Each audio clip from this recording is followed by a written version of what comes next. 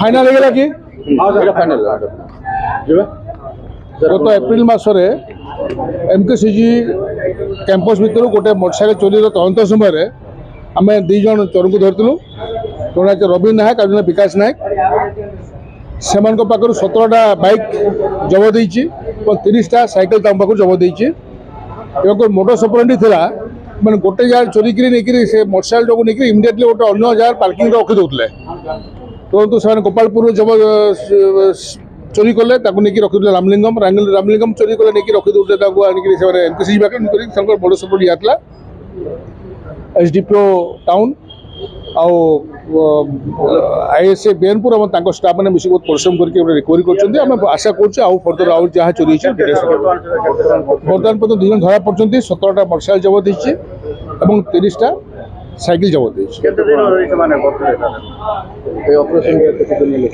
last चली continuous process से चली फर्दर आम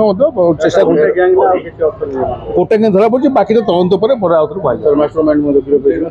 हाँ मास्टर माइंड धरा पड़े कृष्णचंद्र नायक